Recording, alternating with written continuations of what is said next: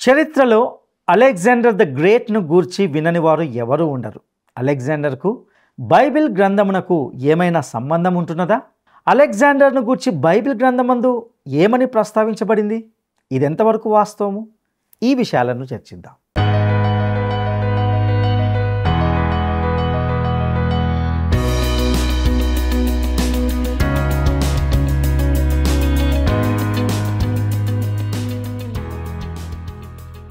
ప్రియమైన మిత్రులారా, ప్రేమధార కార్యక్రమానికి స్వాగతం.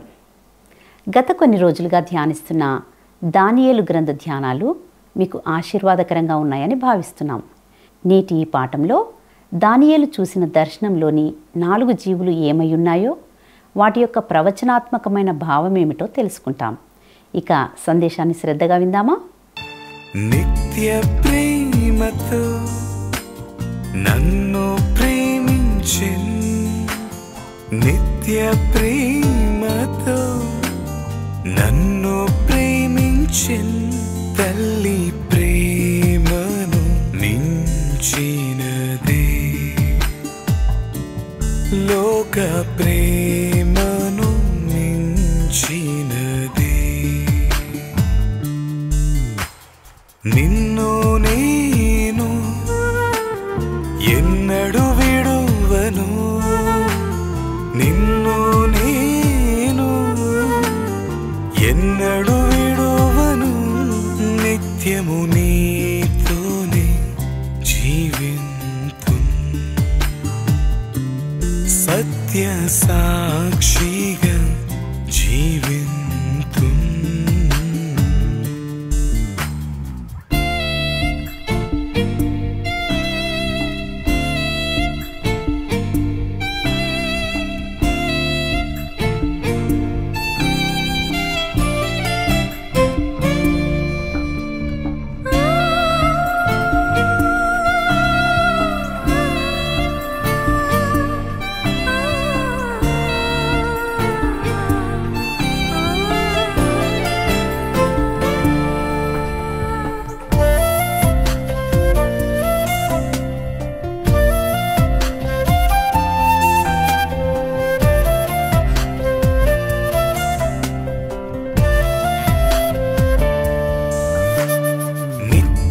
రక్షణతో నన్ను రక్షించెన్, నిత్య రక్షణతో నన్ను రక్షించెన్, ఏక రక్షకుడు యేసే, లోక రక్షకుడు యేసే.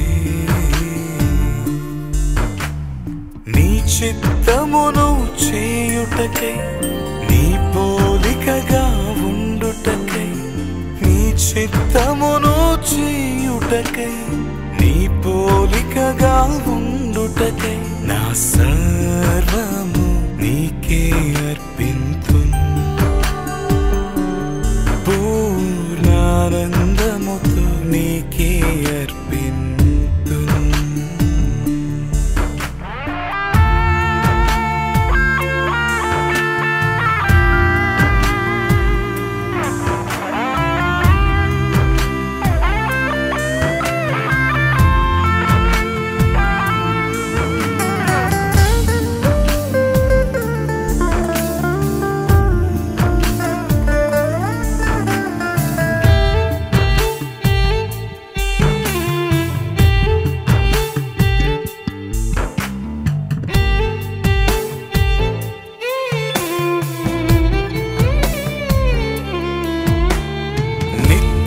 రాజ్యములో నన్ను చేర్పించన్, నిత్య రాజ్యములో నన్ను చేర్పించన్, మేఘరథములపై రానయ్యున్నాడు, యేసు రాజుగా రానయ్యున్నాడు. ఆరాధింతును సాష్టాంగపడి, ఆరాధింతును సాష్టాంగపడి,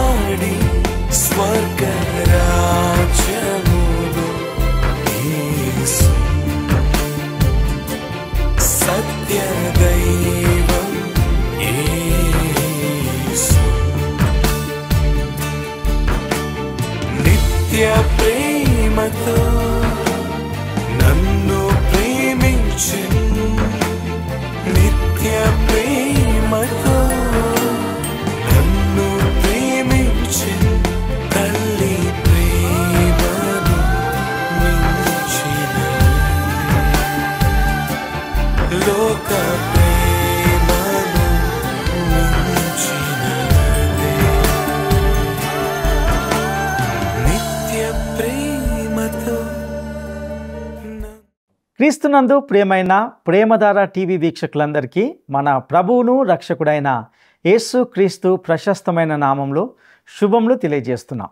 ప్రస్తుతము మనము దానియేలు గ్రంథాన్ని ధ్యానిస్తూ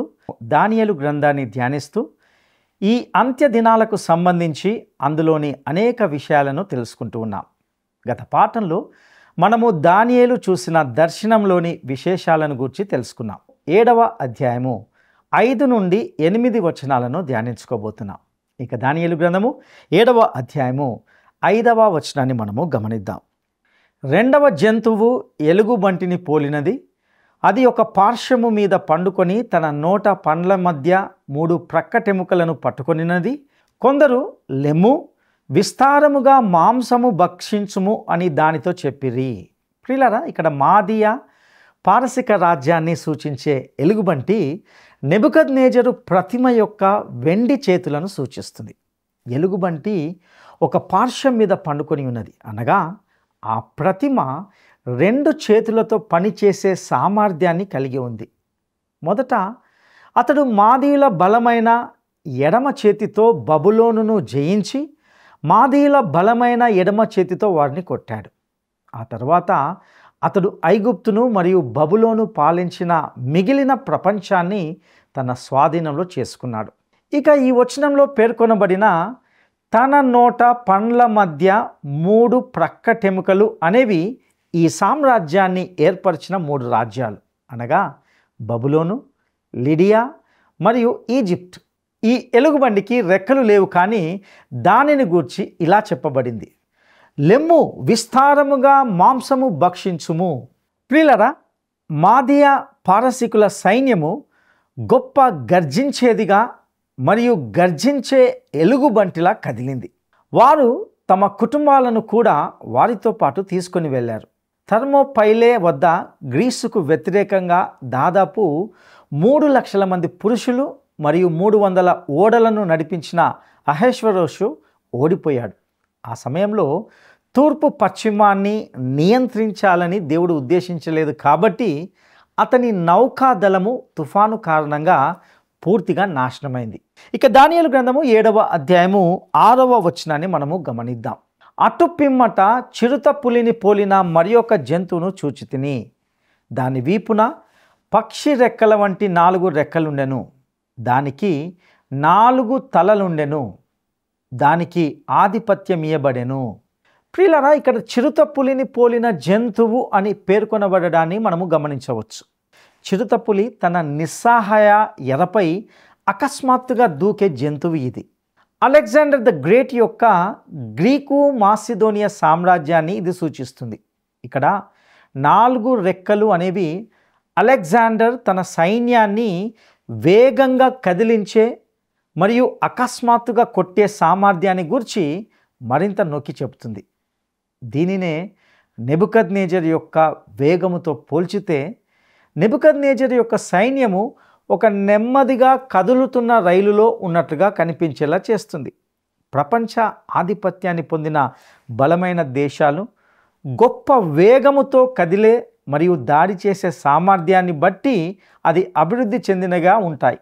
నేడు ప్రచ్ఛన్న యుద్ధంలో భాగంగా ప్రతి దేశము తమ దేశానికి మరిన్ని రెక్కలు అనగా తమ యుద్ధ సామర్థ్యాన్ని జోడించే ప్రక్రియలో భాగంగా మరింత మెరుగుదలగా ఉండేందుకు దేశాల మధ్య మనము క్షిపణుల పోటీని చూస్తున్నాం.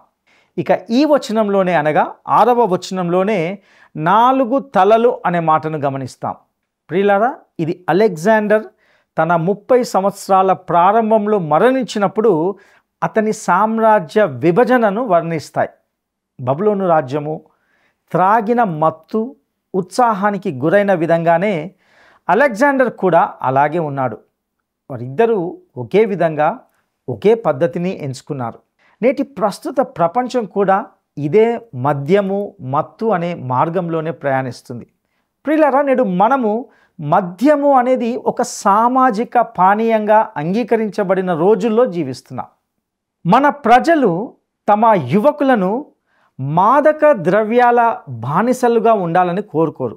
అవసరమైతే వాటికి వ్యతిరేకంగా పోరాడాలని పెద్ద పెద్ద క్యాంపెయిన్లను నిర్వహిస్తాం.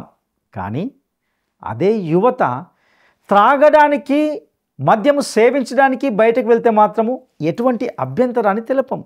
ఇక అలెగ్జాండర్ విషయానికి వస్తే ప్రియులారా, అతని మరణం తర్వాత అతని 4 జనరల్స్ అనగా సైన్యాధిపతులు అతడు సృష్టించిన గొప్ప ప్రపంచ సామ్రాజ్యాన్ని 4 భాగాలుగా విభజించారు. ఎందుకంటే వారిలో ప్రతి ఒక్కరికి ఆ సామ్రాజ్యాన్ని ఏకపాలన ద్వారా వారు మొత్తాన్ని పరిపాలించలేరని, నియంత్రించలేరని తెలుసు. అందుకే అలెగ్జాండర్ యొక్క 4 జనరల్స్ అనగా సైన్యాధిపతులు వారెవరనగా కెసెండర్ అనే జనరల్ మాసిదోనియాను స్వాధీనం చేసుకున్నాడు. లైసిమాకస్ అనే జనరల్ ఆసియా మైనర్ని స్వాధీనం చేసుకున్నాడు. సెల్యూకస్ అనే జనరల్ సిరియాను స్వాధీనం చేసుకున్నాడు. దాని నుండియే దానియేలు గ్రంథము 8లో పేర్కొనబడిన చిన్న కొమ్ము యాంటియోకస్ ఎపిఫెనస్ వచ్చాడు. అతడు యెరూషలేములోని ఆలయం విషయంలో ఎంతో వినాశనం కలగజేశాడు. చివరకు టోలెమీ ఐగుప్తును స్వాధీనం చేసుకున్నాడు. మరియు ఆ తర్వాతనే వాస్తవానికి క్లియోపాత్రా ఆ వరుసలో తర్వాత వచ్చారు. గ్రీకు మాసిదోనియా రాజ్యము గురించి లేఖనాలు మనకు ఈ చారిత్రక విషయాల రికార్డును ఇవ్వవు. ఎందుకంటే ఇది పాత మరియు క్రొత్త నిబంధనల మధ్య జరిగిన కాల క్రమానుసారంగా వస్తుంది. ఈ కాలాన్ని ఇంటర్ టెస్టమెంట్ కాలము లేదా నిశ్శబ్ద కాలం అని పిలుస్తాం. ఆ కాలంలో దేవుని యొక్క ప్రత్యక్షత ఏమీ లేకుండినది. అయితే పాలస్తీనాలోని దేవుని బిడ్డల శేషము ఐగుప్తు మరియు సిరియా చేతుల్లో అత్యంత బాధను భరించిన సమయం ఇది. ఇక దానియేలు గ్రంథము 7వ అధ్యాయము 7వ వచనాన్ని మనము గమనిద్దాం. పిమ్మట రాత్రియందు నాకు దర్శనములు కలిగినప్పుడు నేను చూచుచుండగా ఘోరమును భయంకరమునగు 4వ జంతువు ఒకటి కనబడెను. అది తనకు ముందుగా నుండిన ఇతర జంతువులకు భిన్నమైనది. అది మహాబల మహాత్యములు గలది. దానికి పెద్ద ఇనుప దంతములను 10 కొమ్ములను నుండెను. అది సమస్తమును భక్షించుచు తుత్తునీయలుగా చేయుచు మిగిలిన దానిని కాళ్ళ క్రింద అనగద్రొక్కుచుండెను. ప్రియులారా, ఈ వచనంలో గమనించిన విధంగా నెబుకద్నెజరు ప్రతిమ యొక్క ఇనుప కాలు చేసినట్లుగానే 10 కొమ్ములు కలిగిన ఈ అపరిమిత మృగము రోమన్ సామ్రాజ్యాన్ని సూచిస్తుంది. దీనిని 19 నుండి 28 వచనాల్లో వివరంగా అర్థం చేసుకుంటాం. దీనికి సంబంధించి దేవుని యొక్క ఆత్మ మనకిచ్చిన వివరణను మాత్రమే మనము పొందాలని అనుకుంటున్నాను. మరియు తద్వారా అది మనల్ని ఏదైనా ఊహాగానాల నుండి విడిపిస్తుందని భావిస్తున్నాను. ఇక్కడ మిగిలిన 3 జంతువులన్నిటిని కలిపి ఉంచడం కంటే కూడా ఇందులో 4వ జంతువుకు ఎక్కువ శ్రద్ధ ఇవ్వబడుతుంది. ఈ విభాగం మనకు చాలా ముఖ్యమైనది. ఎందుకంటే మనము 4వ జంతువు లేదా 4వ మృగం యొక్క కాలంలో జీవిస్తున్నాం. 10 కాలివేళ్ళు మరియు కొమ్ములు తమను తాము వ్యక్తపరచుకోవడము ప్రారంభించిన సమయం. ప్రియులారా, 4వ జంతువు అనగా ఆ మృగము మిగతా వాటి నుండి పూర్తిగా భిన్నంగా ఉంటుంది మరియు దానిని గూర్చి ప్రత్యేక దర్శనంలో ఇవ్వబడింది. నేడు అడవులు మరియు జంతు ప్రదర్శనశాలలో అన్ని ఇతర జంతువులకు ప్రతిరూపాలు ఉన్నాయి. మనమందరము సింహాన్ని, ఎలుగుబంటిని లేదా చిరుతపులిని చూసాం. కానీ భూమిపై లేదా సముద్రంలో లేదా గాలిలో ఇలాంటి మృగాన్ని మనము ఎప్పుడూ చూడలేదు. ఇది నిజంగా ఒక అసాధారణమైన మృగం అని చెప్పవచ్చు. ప్రియులారా, మీరు కనుక ఇలాంటి ఘోరమైన భయంకరమైన మృగాలను గురించి కలలు కన్న తర్వాత ఎటువంటి నిద్ర మాత్ర కూడా మీకు ఏమాత్రము మేలు చేయదని నేను అనుకుంటున్నాను. మీరు మిగిలిన రాత్రి అంతయు మేల్కొని ఉంటారని నేను అనుకుంటున్నాను. ఈ జంతువు ఘోరమైనది, భయంకరమైనది మరియు మహాబల మహాత్యములు గలది అని వర్ణించబడింది. రోమన్ సామ్రాజ్యాన్ని సూచించే ఈ జంతువు లేదా మృగము బలముతో వర్గీకరించబడింది. ఇది గగుర్పాటును మరియు భయాన్ని రేకెత్తించేది మరియు దానికి ముందు ఉన్న ఏ మృగముతోనూ దానికి పోలిక లేదు. ఈ వచనంలో దానికి పెద్ద ఇనుప దంతములను ఉన్నట్లుగా పేర్కొనబడింది మరియు ఇది నెబుకద్నేజరు చూసిన ప్రతిమ దర్శనంలోని ఇనుప కాళ్ళతో గుర్తించబడుతుంది. ఇది రోమన్ సామ్రాజ్యం. రోమ్ యొక్క ఇనుప మడమ ఒక సహస్రాబ్ది పాటు ఈ ప్రపంచం యొక్క మెడపై ఉంది. రోమన్ సామ్రాజ్యం గురించి చాలా చెప్పబడింది మరియు ఇది నేటికి చరిత్రకారులను ఎంతో ఆశ్చర్యపరుస్తుంది. గిబ్బన్ అనే ప్రముఖ చరిత్రకారుడు దాని గురించి ఇలా అన్నాడు: రోమన్ల సామ్రాజ్యము ప్రపంచాన్ని నింపింది మరియు ఆ సామ్రాజ్యం ఒకే వ్యక్తి చేతుల్లోకి వెళ్ళినప్పుడు ప్రపంచం అతని శత్రువులకు సురక్షితమైన మరియు దుర్భరమైన జైలుగా మారింది. ప్రతిఘటించడం ప్రాణాంతకం మరియు ఎగరడం అసాధ్యం. ఇక అదేవిధంగా డానియల్ డీకోడర్ ఆఫ్ డ్రీమ్స్ అనే పేరుతో దానియేలు గురించి చాలా చక్కని పుస్తకాన్ని వ్రాసిన మరొక రచయిత అయిన డాక్టర్ రాబర్ట్ డి కల్వర్ ఈ ప్రకటన చేశాడు. 2 సహస్రాబ్దాల క్రితము రోమ్ ప్రపంచానికి ప్రపంచ ఐక్యతను ఇచ్చింది. దీనిని లీగ్ ఆఫ్ నేషన్స్ మరియు ఐక్యరాజ్య సమితి సంస్థలు మన కాలంలో ఇవ్వడానికి ప్రయత్నించాయి. ప్రస్తుతము మన సమకాలీనులు చాలామంది భావించినట్లుగా ఈ ఆధునిక ప్రయత్నాలు అసలైనవి కావు. కానీ అగస్టస్ సీజర్ కాలం నుండి పూర్తిగా కోల్పోని పురాతన రోమన్ ఆదర్శం యొక్క పునరుజ్జీవనాలు అని అతడు తన గ్రంథంలో వ్రాశాడు. ప్రియులారా, రోమన్ సామ్రాజ్యము విచ్ఛిన్నమైంది. ఇది ఐరోపాలోని అనేక దేశాలలో నివసిస్తూ మధ్యధర సరిహద్దుల్లో ఉన్న దేశాలుగా మరియు ఉత్తర ఆఫ్రికాలో ఈ రోమన్ సామ్రాజ్యము ఒక భాగమై వాటిలో నివసిస్తుంది. ఎవరు రోమ్ని అధిగమించలేదు, కానీ అది ఈ విభిన్న దేశాల్లో విడిపోయింది. ఈ అసాధారణ మృగానికి 10 కొమ్ములు ఉంటున్నాయి. ఇవి 10 వ్రేళ్ళు ఉన్న ప్రతిమ పాదాలకు స్పష్టంగా సరిపోతాయి. ఇక్కడ ప్రాధాన్యత ఈ సామ్రాజ్యం యొక్క ఆది మూలంపై కాదు కానీ దాని అంత్య సమయంపై అనగా 10 కొమ్ముల కాలంపైనే ఉంటున్నది. ఈ 4వ జంతువు లేదా ఈ మృగం యొక్క దర్శనము మనకు మరింత ముఖ్యమైనదిగా ఉంటున్నది, ఎందుకంటే అది ఇంకా నెరవేరలేదు. స్పష్టంగా చెప్పాలంటే మనము అంత్య సమయంలోని ఏదో ఒక కాలంలో చాలా సమీపంగా జీవిస్తున్నాం. 3 జంతువుల దర్శనాలు నెరవేరాయి. అంటే ఈ ప్రపంచంలో 3 వంతులు ఇప్పటికే అక్షరాల నెరవేరాయి. భవిష్యత్తులో కొమ్ముల కాలము మాత్రమే మిగిలి ఉంది. రోమ్ యొక్క 4వ రాజ్యము ఇప్పటికే కనిపించింది. అది కూలిపోయినప్పటికీ అది 10 రాజ్యాలుగా తిరిగి కలిసి వస్తుంది. దేవుని యొక్క వాక్యము ఎవరినైతే క్రీస్తు విరోధి అని ముద్ర వేసిందో ఆ వ్యక్తి ద్వారా ఇది కలిసి ఉంటుంది. ఇక దానియేలు గ్రంథము 7వ అధ్యాయము 8వ వచనాన్ని మనం గమనిద్దాం. నేను ఈ కొమ్ములను కనిపెట్టగా ఒక చిన్న కొమ్ము వాటి మధ్యను లేచెను. దానికి స్థలమిచ్చుటకై ఆ కొమ్ములలో 3 పెరికి వేయబడినవి. ఈ కొమ్మునకు మానవుల కన్నుల వంటి కన్నులను గర్వముగా మాట్లాడు నోరును ఉండెను. ప్రియులారా, మన దృష్టి ఇప్పుడు 10 కొమ్ముల వైపు మళ్లించబడింది. అంతే తప్ప ఈ 10 కొమ్ములు 5వ రాజ్యాన్ని సూచించడం లేదని గమనించాలి. అవి 4వ మృగము లేదా జంతువు యొక్క తల నుండి పెరుగుతాయి మరియు 4వ మృగం యొక్క చివరి అభివృద్ధి అయి ఉన్నది.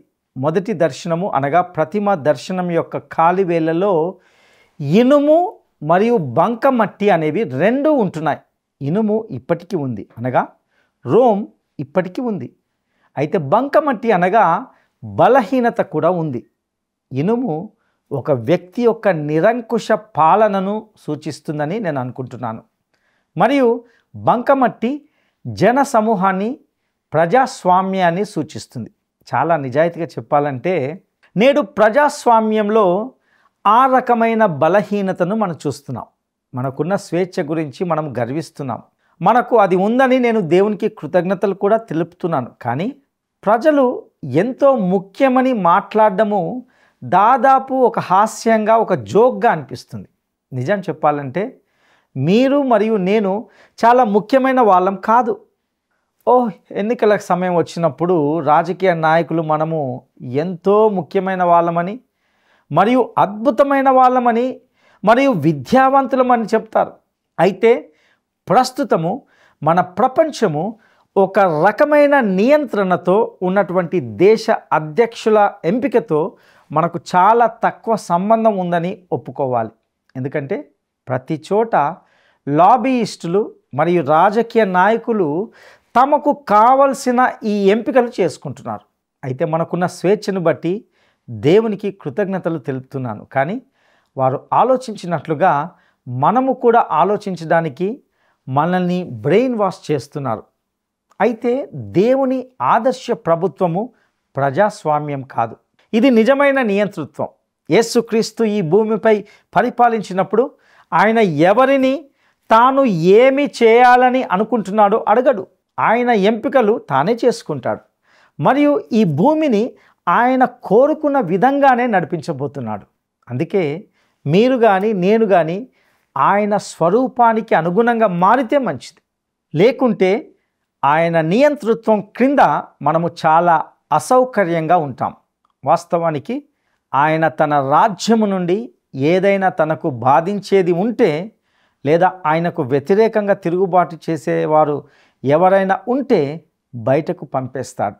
మనము ఆయనకు మరియు ఆయన సంపూర్ణ పాలనకు నమస్కరించాలి, సమర్పించుకోవాలి. ప్రియులారా, వాస్తవానికి అంతర్గత అవినీతి, కుళ్ళిపోవడము మరియు త్రాగుడు కారణంగా రోము అనేది విచ్ఛిన్నమైంది. ఈ 4 సామ్రాజ్యాలు త్రాగుడుతోనే కూలిపోయాయి. నేటి మన ఈ ప్రపంచంలో మాదక ద్రవ్యాలు ఒక సమస్య అని అంటాం. కానీ అదే సమయంలో మద్యము అనేది ప్రతి చోట చట్టబద్ధమైనదిగా చూస్తున్నాం. ఇంతకీ మనము ఎవరిని తమాషాలుగా చేస్తున్నాం? నా ప్రియమిత్రమా, నేడు లక్షలాది మంది త్రాగుబోతులు తమ ఉద్యోగాలను నిలుపుకోవడానికి, కాపాడుకోవడానికి ప్రయత్నిస్తున్నారు. అది సమస్యలో ఒక భాగం మాత్రమే. ఎందుకంటే అందులో గృహిణులు మరియు మద్యపానానికి బానిసలైన పిల్లల సంఖ్య కూడా లేదు. కానీ గణాంకాలలో అది ప్రాతినిధ్యం వహించబడడం లేదు. వారు ఆత్మహత్య చేసుకునే వరకు లేదా మానసిక సంస్థలో చేరాల్సిన అవసరం వచ్చే వరకు కూడా ఎవరికి వారి గురించి తెలియదు. నేడు మనం నివసిస్తున్న చీకటి సమయంలో ఈ లోకం యొక్క వాస్తవిక చిత్రం అదే. రోమ్ మళ్ళీ కలిసి ఉండబోతుంది మరియు మనుషులు అలా కలిసి ఉండే విధంగా చేయగల వ్యక్తి కోసము వెతుకుతున్నారనేది ఆసక్తికరమైన విషయం. జర్మన్ చరిత్రకారుడు హాఫ్మ్యాన్ ఇలా అన్నాడు: జర్మన్లు మరియు స్లావ్లు పాక్షికంగా రోమన్ భూమిలోకి ప్రవేశించినప్పుడు ఏది ఏమైనప్పటికీ రోమన్ సామ్రాజ్యం యొక్క చారిత్రక స్థానంలో వారి యువరాజులు రోమన్ కుటుంబాలతో వివాహం చేసుకున్నారు. చార్లెమాగ్నే అనే వ్యక్తి ఒక రోమన్ ఇంటి నుండి వచ్చారు. దాదాపు అదే సమయంలో జర్మన్ చక్రవర్తి ఓదో II మరియు రష్యన్ గ్రాండ్ ప్రిన్స్ వ్లాదిమిర్ తూర్పు రోమన్ చక్రవర్తి కుమార్తెలతో వివాహం చేసుకున్నారు. రోమ్కు వలస వచ్చిన దేశాల సంబంధానికి ఇది లక్షణం అని చెప్పవచ్చు. వారు క్రొత్త రాజ్యాన్ని కనుగొనలేదు, కానీ రోమును కొనసాగించారు. కాబట్టి ఇది అన్ని భూ సంబంధమైన అధికారంనకు, అనగా 10 రాజ్యాలుగా దాని చివరి విభాగీకరణ ముగింపు వరకు కొనసాగుతుంది. వీటిని ఇప్పుడు గుర్తించడానికి ప్రయత్నించడం అనేది క్రీస్తు రాకడ రేపో లేదా మరుసటి రోజో ఉంటుంది అని నిర్ణయించినంతగా తప్పవుతుంది.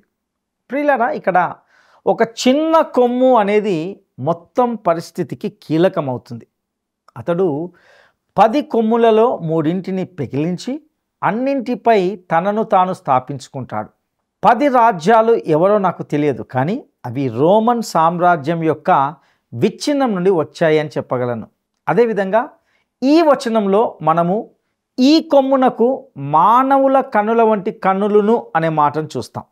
ఇది మానవ తెలివితేటలు మరియు మేధస్సును సూచిస్తుంది. అదేవిధంగా ప్రియులారా, ఇక్కడ గొప్పగా మాట్లాడే నోరు అనే మాట ఈ మనిషి యొక్క దైవ దూషణను సూచిస్తుంది. ప్రియ సహోదరుడా, సహోదరి, ఇంతవరకు మనము నెబుకద్నెజరు ప్రతిమలోని 4వ రాజ్యమైన రోమా సామ్రాజ్యాన్ని గూర్చిన గొప్ప ప్రవచనాన్ని గూర్చి అందులో ఇమిడి ఉన్న అనేక ఆధ్యాత్మిక సత్యాలను గురించి తెలుసుకున్నాం. ప్రస్తుతము మనము ఈ 4వ రాజ్య సమయంలో ఉంటున్నామని, ప్రభువు రాకడ సమయానికి అత్యంత సమీపంగా ఉంటున్నామని గ్రహించగలం. ఇంకా కొద్ది రోజుల్లో యేసు ప్రభువు వారు స్వయంగా ఈ భూమి అంతటిని గొప్ప రాజుగా ఒక నియంత ధోరణిలో, అనగా ఇంకా ఎవరి మీద ఆధారపడకుండా తానే స్వయంగా పరిపాలించబోతున్నాడు. ఆయనకు లోబడి విధేయులుగా జీవించేవారు ఆయన రాజ్యములో సుఖశాంతులతో జీవించబోతున్నారు. అట్టి రాజ్యానికి నీవు కూడా ఉంటావనే నిశ్చయత, నమ్మకం నీకుంటున్నదా? ఆయన అంగీకరించిన వ్యక్తికి గొప్ప నిరీక్షణ ఉంటుంది. అట్టి కృప దేవుడు మనందరికీ దయచేయునుగాక. దైవాశీస్సులు. ప్రార్థన చేసుకుందాం. మహాపరిశుద్ధుడా, నమ్మదైన దేవా, మీ దయగల పాదాలకు వందనాలు, స్తుతులు చెల్లిస్తున్నాం. ఇంతవరకు నీ యొక్క వాక్యము చేత మమ్మల్ని సంధించి మాట్లాడిన ప్రతి విషయాన్ని బట్టి నీకు వందనాలు, స్తుతులు చెల్లిస్తుంటున్నాం. నీ వాక్యము ఎంతో సత్యమైన తండ్రి. మాకు బుద్ధి చెప్పడానికి మేము అందరం కలిసి నీ వాక్యపు వెలుతురులో సరిదిద్దబడడానికి హెచ్చరించిన ప్రతి హెచ్చరికకై నీకు వందనాలు చెల్లిస్తుంటున్నాం. ప్రభువా, చరిత్రలో రాయబడిన ప్రతి సత్యము అక్షరాల నెరవేరబడింది. ప్రవచనాత్మకంగా చెప్పబడిన ప్రతి విషయము ప్రభువా, నువ్వు మాకు ముందుగానే హెచ్చరికగా తెలియజేసిన విషయానికే నీకు వందనాలు చెల్లిస్తుంటున్నాం. నీ రాకడ ఆసన్నమైంచిన తండ్రి ప్రభువా, ఈ భూమి మీద నీవు అక్షరాల ఒక రాజుగా పరిపాలించబోతుంటున్నావు తండ్రి. ఆ రాజ్యంలో మేము ఉండడానికి నీ కృపా సహాయం దయచేయమని నీకే స్తుతులు, స్తోత్రాలు చెల్లిస్తూ మా రక్షకుడును నమ్మదగిన యేసయ్య అతి శ్రేష్టమైన నామములో అడిగి స్తుతించి వేడుకుంటున్నాము తండ్రి. ఆమేన్.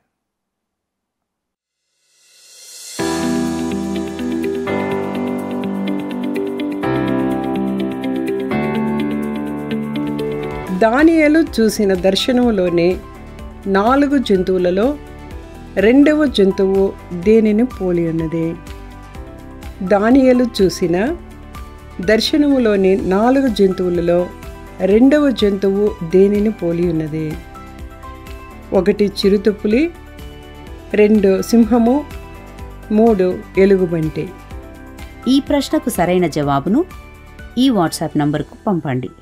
మా వాట్సాప్ నంబర్ 9399525570. నేటి ఈ సందేశం ద్వారా ఆధ్యాత్మిక జీవితానికి సహాయపడే లోతైన సత్యాలను నేర్చుకున్నారని భావిస్తున్నాం. దేవుని మాటలు, దేవుని వాక్యము అప్పుడు, ఇప్పుడు, ఎప్పటికీ కూడా సత్యవంతమైనవి, ప్రభావితమైనవి, అక్షరాల నెరవేరేవి. ఈ కార్యక్రమానికి సంబంధించి మీకు ఏవైనా ప్రశ్నలు కానీ లేదా సందేహాలు కానీ ఉన్నట్లయితే మాకు ఫోన్ చేయండి. ఈ కార్యక్రమాలు ఎలా ఉన్నాయో మాతో పంచుకోండి. దేవుడు మీకు తోడయుండి నడిపించునుగాక. ఈ కార్యక్రమం మీకు నచ్చిందా? అయితే వెంటనే మిస్డ్ కాల్ ఇవ్వండి. బహుమతి పొందే విజేత మీరే కావచ్చు.